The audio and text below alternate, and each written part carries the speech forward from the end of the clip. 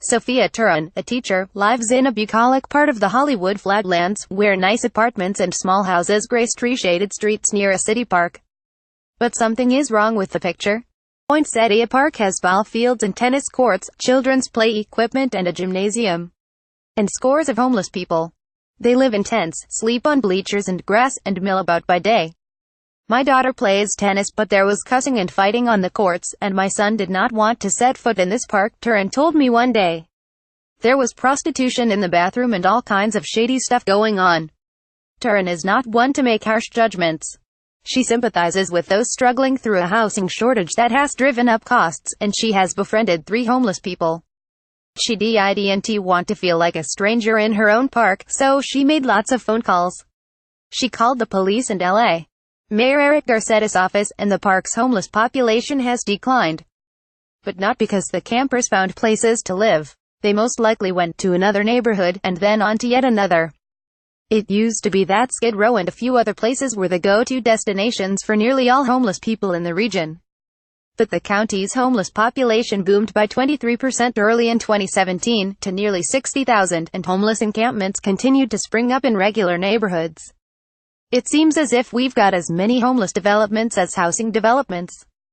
If you took all of the residents of Malibu, Beverly Hills, the La Habra Heights and Westlake Village, each and every one of them, you would have a number equal to the number of homeless people in L.A. County. In 2016, almost 30% of Californians paid more than half their income on housing, and in many regions, rents climbed even more in 2017, to historic highs. In my travels, I often come upon people who hung on as long as they could, then lost their homes. There was Edie, who lost her home and ended up living in her car in the parking lot of the senior center in Carlsbad. There was Meg, who lost her home and ended up living in her car in the parking lot of a Glendale hospital where she gets dialysis treatment. Santa Barbara has a program in which people living in their cars can park overnight in safe and protected parking lots. When I asked a program director what trends she was seeing, she told me the clients are getting older, and more of them are working poor. Dickens would have plenty of material in modern-day California, where even those still holding on to an apartment or house say they feel like they're one illness or one paycheck from disaster. When Sophia Turan first contacted me, I didn't immediately respond, if only because a tale of 2 people living in a park struck me as all too common. But Turan persisted. This was a mother and son, she said. The son, 35, had been in a terrible car accident several years ago and suffered lasting damage from a brain injury. If you ask him questions about his life, he's forgotten the details, so he asks his mother in Romanian, then translates back to English.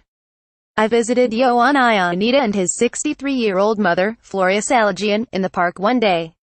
They were sleeping on the grass when I arrived, then Ionita opened one eye and saw me. I spoke to him and his mother for an hour, with the son answering my questions. How old was he? Where was his accident? Where was he from? By asking his mother the same questions, in Romanian, then translating for me. He came to California in his 20s, worked as a busboy and a driver and wanted to be an actor. He did some commercials, but then got into the car accident that ruined his life. Ionita showed me his medical records from Cedars-Sinai and other hospitals, along with letters from doctors citing his near-death accident and traumatic brain injury. He has suffered significant memory loss, depression and seizures, said one doctor this year, noting that Ionita is on anti-seizure medication. Salagian said she was arrested at a store for stealing food. She insisted she was shopping, not shoplifting. She said her son was a U.S. citizen and she was on a visa, but the documents she produced were inconclusive. When I went back to the park the next day, Ionita didn't remember me, so his mother explained who I was. They told me Ionita gets a monthly Social Security disability check for $900, which wasn't enough to hold on to their apartment when the rent increased, so they took to the street in the summer of 2016. At the beginning of each month, when the check comes, she said they stay in a cheap motel for 1 week, then move back outside for 3 more weeks.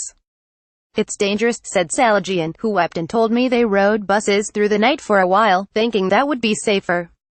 Turan said that when she learned of their story, she could not walk past a mother sleeping in the park with a brain-damaged son and not try to help. She had them lay out a mat in the morning and have their breakfast. They made it like an apartment, she said, and they always cleaned up their mess and then cleaned the park, collecting recyclables for spending money. I try not to judge. You look at people living like this and see that they're dirty, and it's easy to reduce them to something less than human.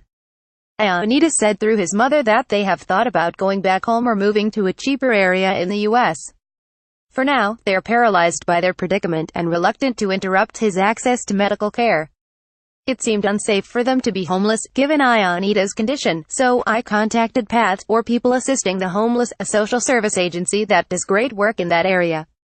PATH sent an outreach team to evaluate Anita and his mother, and that same day, they were taken to a nearby motel and offered groceries.